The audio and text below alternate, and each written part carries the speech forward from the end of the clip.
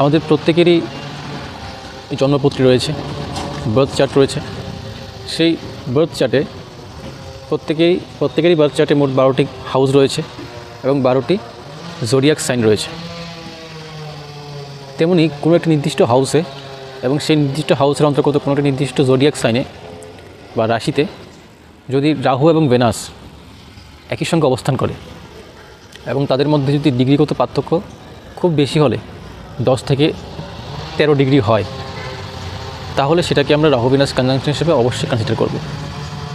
এছাড়াও আরও অনেক পদ্ধতি রয়েছে, যেমন যদি পরপর দুটি রাশিতে, দুটি হাউসে রাহু এবং ভেনাস অবস্থান করে, ধরুন একটা রাশিতে রয়েছে শুক্র, একটা রাশিতে রয়েছে রাহু, এবং তাদের মধ্যে ডিগ্রিগত পার্থক্য সেই 10 থেকে 13 ডিগ্রি খুব বেশি হলে, যদি এমনটা হয়, তাহলে সেটাকে আমরা রাহু ভেনাস কনজাংশন হিসেবে অবশ্যই কনসিডার করব।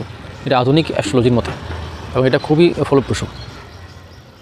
এছাড়াও যদি রাহু এবং ভেনাস একই ট্রাইনে অবস্থান করে, সেটা 159 হতে পারে, সেটা 2610 হতে পারে, সেটা 3711 হতে পারে, অথবা 4812 হতে পারে, যে কোনো একটি ট্রাইনে যদি অবস্থান করে এবং এদের মধ্যে যদি ডিগ্রিগত পার্থক্য সেই একই 10 থেকে 13 ডিগ্রির মধ্যে হয়, তবে সেটাকে আমরা অবশ্যই রাহু ভেনাস কনজাংশন হিসেবে কনসিডার করব।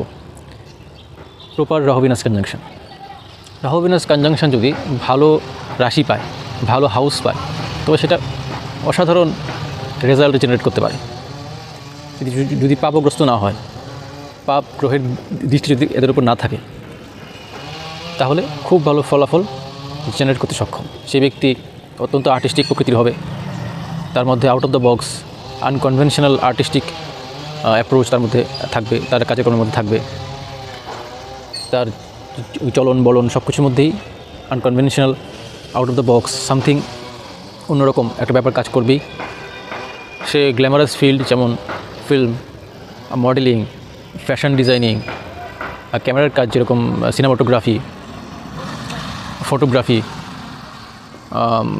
এছাড়া বিউটিফিকেশনের যে কাজকর্মগুলি রয়েছে, ইন্টেরিয়ার ডেকোরেশন ইত্যাদিতে প্রভূত উন্নতি সাধন করবে এবং প্রভূত ধন অর্জন করবে।